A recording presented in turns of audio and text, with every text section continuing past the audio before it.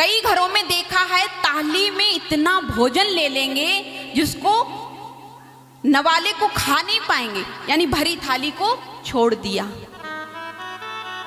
हम तो अपने वृंदावन में भी देखते हैं प्यारे। हम इस बात को इसलिए बता रहे हैं, बड़ा कष्ट होता है। कई महात्मा भक्त आते हैं बाहर से, हरियाणा, राजस्थान, पंजाब, गुजरात, दिल्ली इत्यादि जगहों से आते हैं दर्शन करने, और आकर के भंडारा चलता है। भंडारे में सबको प्रसाद पवाया जाता है, लेकिन इतना प्रसाद ले लेंगे, प्रसाद की कीमत पता नहीं। प्यारे, ये जो आप देख रहे हो ना, और ये कथा का प्रचार हो रहा है, ये आपका ही पैसा वहां जाता है, और उसी से ये धन बना करके और भंडारे का निर्माण आपकी सेवा के लिए करते हैं। अगर आपको प्रसाद नहीं लेना है, कम लेना है, तो एक पूड़ी खाओ, बाद में खा लो। लेकिन ऐसा देखा है कि दोना पत्तल भरा लिया और एक गला मारा, अरे अच्छा नहीं, और वहीं का वहीं रख दिया। पूरे परिक्रमा में इस तरह से अन्न का देख देख कर दिल कहता है, बोलो कितनी मेहनत से बाहर से लेकर के आते।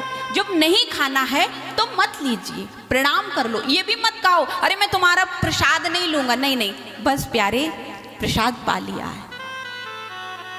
जानते हो वो ठाकुर जी का प्रसाद है, उसमें ठाकुर जी का भोग लग गया है, इसलिए उसको प्रसाद कहते हैं। एक बात याद रखना प्यारे, जीवन में अगर तुमने खाना खाया है, अच्छा खाना कितने लोग खाते हैं, हाथ खड़ा करो। खाना कितने लोग खाते हैं? सब खाना खाते हैं ना। और भोजन कितने लोग खाते हैं? भोजन, हाथ खड़ा करो प्यारे।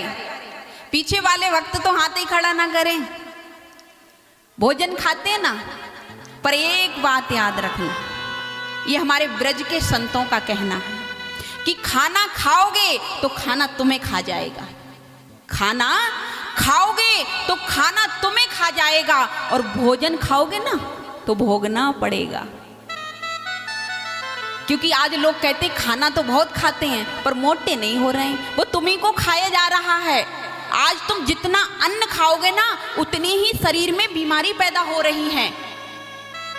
तुम देखो सब्जी में कितना कितना दवाई लग करके आ रहा है, वो हमारे ही शरीर को खाए जा रही है दवाई। रात में देखना लौकी इतनी बड़ी होगी, और सुबह देखना लग गया इंजेक्शन, हो गई पूरी। वो कहाँ आई? हम सबके पेट में। तो बीमार वो पड़ेंगे या हम पड़ेंगे ना। तो इसलिए खाना खा जाएगा। और जो भोगते हैं, किसी का हमने धन हरण किया है और वो भोग के रूप में खाया है, तो वो भोगना पड़ेगा। कई कई क्या होते हैं, भाइयों भाइयों में बंटवारा होता है। अगर एक बिलांत की संपत्ति एक भाई पे ज्यादा चली जाए ना, तो प्यारे गोलीबाजी चल जाती है। हाँ जी या ना जी, चल जाती है ना। अगर किसी भाई के हिस्से में 1 कुंटल गेहूं का दाना आया है, कई कई जगह मैंने देखा है, रातों रात में जाकर के भाई बोरी खींच के अपने में डाल लेता है कि मेरा ज्यादा हो जाए। लेकिन याद रखना, जो तुम डाल रहे हो ना, नजर तो किसी और की है। संसार के सारे कैमरे फेल हो जाएंगे, लेकिन उस परमात्मा का कैमरा कभी फेल नहीं होता है। बोलना पड़ेगा, तो ये तुमको भोगना पड़ेगा। और यही तुमने खाना और भोग जो तुमने छल कपट से इकट्ठा किया, या घर में जो खाना लेकर के आए दवाई का लगा हुआ, उस खाने और भोग का भोजन बना करके और ठाकुर जी को अर्पण कर दिया, तो वो प्रसाद बन गया। जब प्रसाद बन गया तो हम प्रसाद को पाएंगे तो प्रसन्न रहेंगे। मीरा ने क्या किया था? जहर का प्याला आया ना, तो सबसे पहले किसको अर्पण किया? ठाकुर जी को। कन्हैया, अरे मनमोहन, जहां भी हो, जो भी ये लोग मुझे भेज रहे हैं ना, प्याले में आ जाओ। मेरे गोविंद ने मीरा के जहर के प्याले में प्रकट होकर के अमृत बना दिया। इसलिए हमको प्रसाद का भोग लगाना चाहिए, बोलना पड़ेगा। तो कितनी माताएं भोग लगाती हैं?